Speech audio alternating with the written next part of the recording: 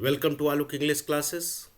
The earth जो H साहब के द्वारा लिखा गया है, आज इसका हम लोग डे 3 देखेंगे और मैं इसका line by line explanation Hindi में मैं आपको करने जा रहा हूँ।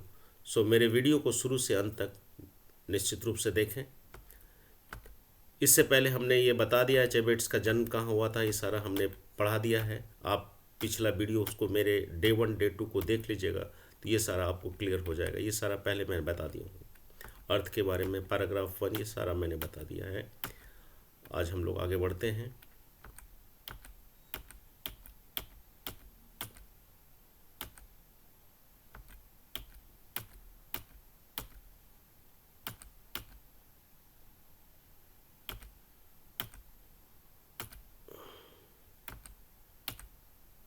डे 4 से चलते हैं। यहाँ देखिए स्टूडेंट्स कि it was more than 30 years since the Johnsons, realizing that he was not quite like others, had taken to Benji to a doctor। देखो यहाँ पे क्या है, ये डॉक्टर साहब हैं, ये फिगर्स में देखो, और ये इसका भोला वाला सिंपल माइंडेड ये बेटा है, और ये जॉनसन्स और उसकी वाइफ है। ये दोनों परेशान होकर के डॉक्टर के पास में गए और इस डॉक्टर साहब इसको चेक कर रहे हैं। देखो ये पैराग्राफ 4 में क्या कहता है, it was more than 30 years, 30 साल से भी ज़्यादा समय हो गया, सिंस द जॉनसन्स रियलाइजिंग, तब जॉनसन्स ने यह महसूस किया कि महसूस किए हुए 30 साल से भी ज़्यादा समय हो गया जॉनसन्स को कि that he was not quite like others, इसका जो बेटा जॉनसन्स है वह जो है अन्य से अलग है, उनके जैसा नहीं है, अन्य से भिन्न है। Had taken Benjy to doctor, तब बेंजी को कहाँ लेके गए, डॉक्टर साहब के पास में लेके गए। आगे देखिए क्या होता है, डॉक्टर साहब बेंजी का कैसे इलाज करते हैं। The doctor had persuaded The doctor had persuaded them that the needed interest that would strengthen his mind।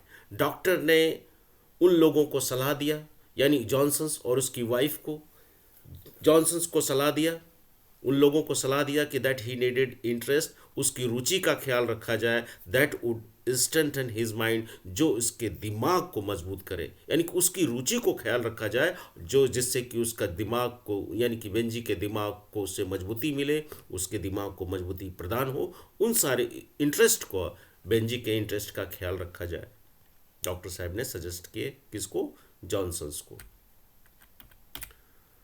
It would be good if they gave him something to do, some occupations which would help his development। देखो कितना अच्छा lines है, यहाँ पे बोला जा रहा है कि it would be good if they gave him something to do, यह उसके लिए अच्छा होगा, किसके लिए, it would be good, यह अच्छा होगा उसके लिए, if they gave him, यदि वे लोग gave him something to do, उसे करने के लिए कुछ दें, सम ऑक्यूपेशन यानी कुछ पैसा करने दें, which would help his development, जो उसके विकास में मददगार साबित हो।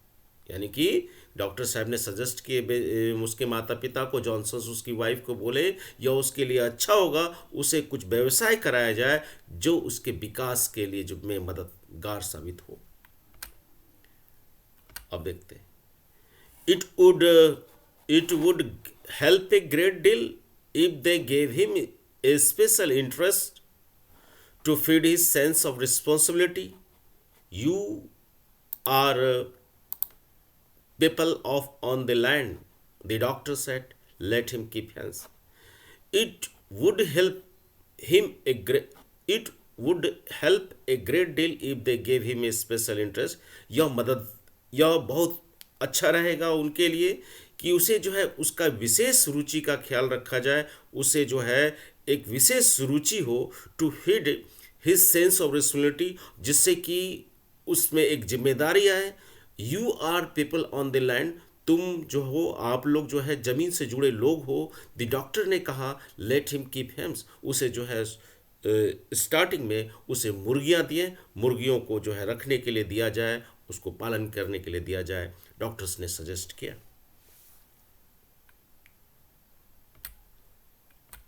अब हम लोग चलते हैं अगला पैराग्राफ में चलते हैं, पैराग्राफ 5 में।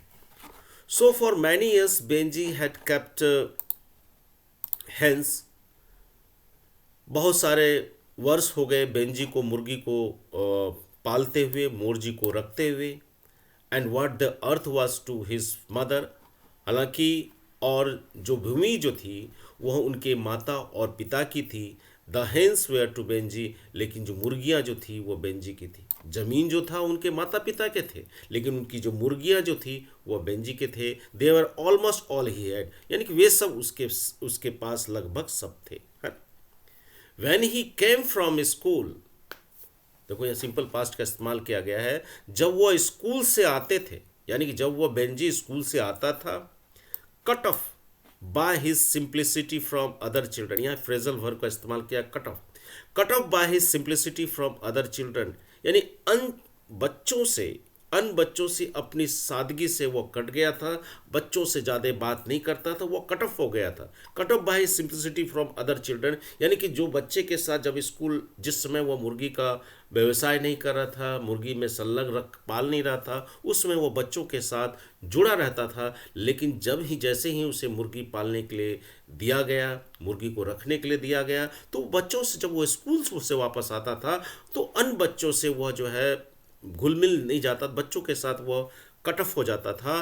Benji went straight home to his hen, यानी बेंजी जो सीधे जो स्कूल से घर आता था, मुर्गी के पास में आता था, विच he kept in a wire कूप, जिसे बेंजी ने उसे जो है वायर कॉप में रखा था।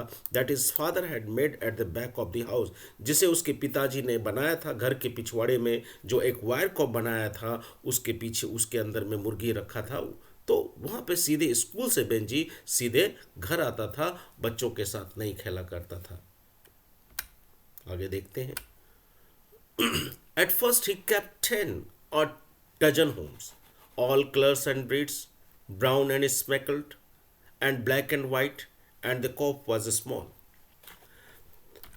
तो यहाँ पे देखते हैं कि शुरुआती दौर में एट फर्स्ट जो बेंजी क्या करता था, उनके पास में जो मुर्गियाँ, पूछेगा कि एट फर्स्ट शुरुआती दौर में बेंजी के पास कितनी मुर्गियाँ थी।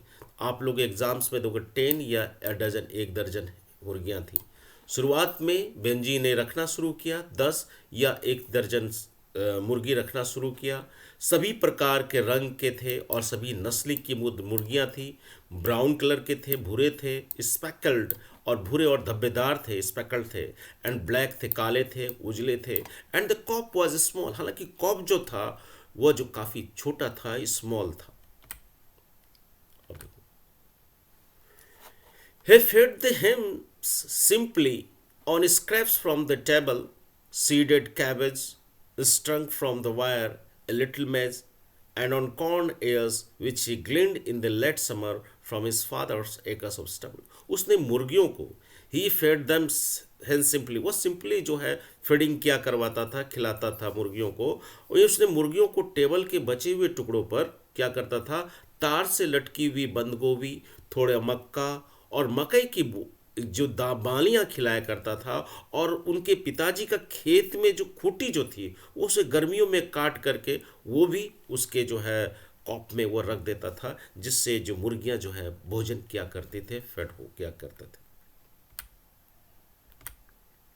इट इज़ पॉसिबल दैट ए हेन बीइंग ए सिंपल क्रेचर, यह संभव है कि एक जो मुर्गी जो होती है, एक जो यह संभव है कि दैट ए हेन, ऐसे कि एक जो कह सकते हैं कि हेन बीइंग ए सिंपल क्रेचर, एक साधारण सा दिखने वाला जो मुर्गी जो होता है, thrive best on simple treatment, एक आसान सिंपल ट्रीटमेंट से वो क्या हो जाता है, जो वो ठीक हो जाता है। यह संभव है कि एक साधारण जीव होने के कारण मुर्गी सरल उपचार से वो क्या हो जाती है, जो वो क्या होने लगते हैं, पनपने लगती है, वो सबसे अच्छी तरह से पनपती है।